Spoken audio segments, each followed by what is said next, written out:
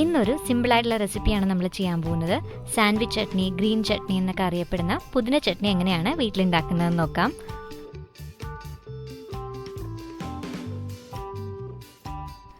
അപ്പോൾ ഇതിനായിട്ട് നമുക്ക് പുതിനയില വേണം. ഞാനിവിടെ ഒരു പിടിയോളം പുതിനയില എടുത്തിട്ടുണ്ട്. ഒരു 50 ഗ്രാമോളം ഇതുണ്ടാവും.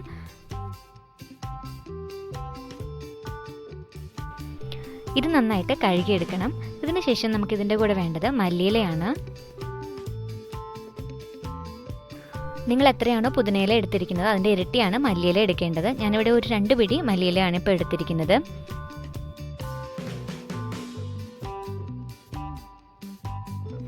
ഇത് രണ്ടും നമുക്ക് നല്ല വൃത്തിയായിട്ടൊന്ന് കഴുകി വയ്ക്കാം. ഇനി ഇതിൻ്റെ കൂടെ നമുക്ക് ഒരു ചെറിയ കഷ്ണം ഇഞ്ചിയും അതുപോലെ തന്നെ 3 വെളുത്തുള്ളിയും 3 പച്ചമുളകും ഒരു ചെറുനാരങ്ങയുടെ പകുതിയും കൂടി വേണം. എരിവ് കൂടുതൽ വേണം എന്നുള്ളവർക്ക് 4 പച്ചമുളക് വരെ ചേർക്കാം. പിന്നെ ഇതിലേക്ക് നമുക്ക് പാകത്തിനുപ്പും അതുപോലെ ഒരു നുള്ളു പഞ്ചസാരയും വേണം.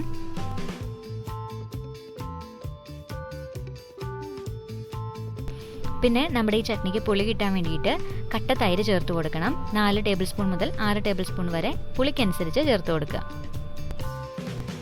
ഇനി നമ്മൾ കഴുകി വെച്ചിരിക്കുന്ന മല്ലിയിലയും പുതിനയിലയും അത്യാവശ്യം ഒന്ന് വെള്ളം വലിഞ്ഞു കഴിയുമ്പോഴേക്കും അതിൻ്റെ ആ ഇല മാത്രം നമുക്കൊന്ന് വേർപെടുത്തിയെടുക്കാം.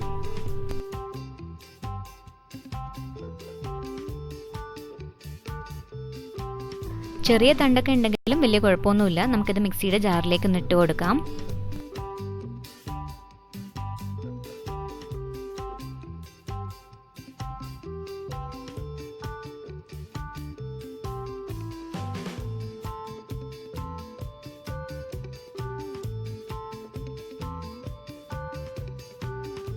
ഇതിൻ്റെ കൂടെ നമ്മൾ എടുത്തു വെച്ചിരിക്കുന്ന പച്ചമുളകും ഇഞ്ചിയും വെളുത്തുള്ളിയൊക്കെ ചേർത്ത് കൊടുക്കാം.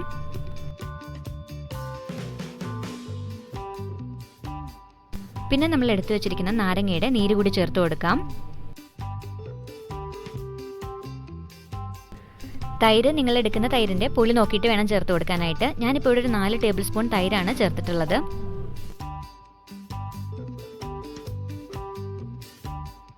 ഇനി ഇതിലേക്ക് പാകത്തിനുള്ള ഉപ്പും അതുപോലെ തന്നെ ഒരു നുള്ളു മാത്രം പഞ്ചസാരയും കൂടി ചേർത്തിട്ട് നമുക്കിത് മിക്സിയിൽ നന്നായിട്ട് അരച്ചെടുക്കണം.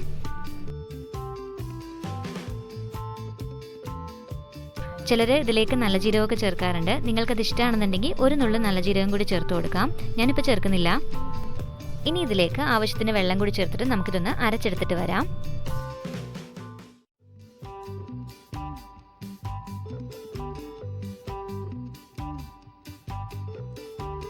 ചട്നി ഇത്ര ലൂസാവണ്ടെന്നുണ്ടെങ്കിൽ വെള്ളം കുറച്ച് ചേർത്താലും മതി. അതുപോലെ തന്നെ പുളി കുറവാണെന്ന് തോന്നുകയാണെങ്കിൽ ഈ സമയത്ത് നമുക്ക് തൈരും കൂടി ചേർത്ത് കൊടുക്കാം.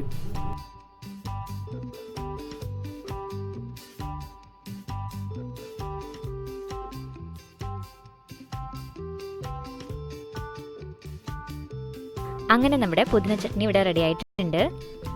സാൻഡ്വിച്ചിൽ സ്പ്രെഡ് ചെയ്യാൻ മാത്രമല്ല ചിലർ ഇത് ബിരിയാണിയുടെ കൂടെയൊക്കെ സെർവ് ചെയ്യാറുണ്ട്. എന്തായാലും വ്യത്യസ്തമായിട്ടുള്ളൊരു ചട്നിയാണ്. പിന്നെ മല്ലിയിലയും പുതിനയിലയും ഒന്നും ഇഷ്ടമില്ലാത്തവർ തീർച്ചയായിട്ടും ട്രൈ ചെയ്യേണ്ട. കാരണം ഇതിൻ്റെ ഫ്ലേവർ എന്ന് പറയുന്നത് മല്ലിയിലയും പുതിനയിലയും തന്നെയാണ്.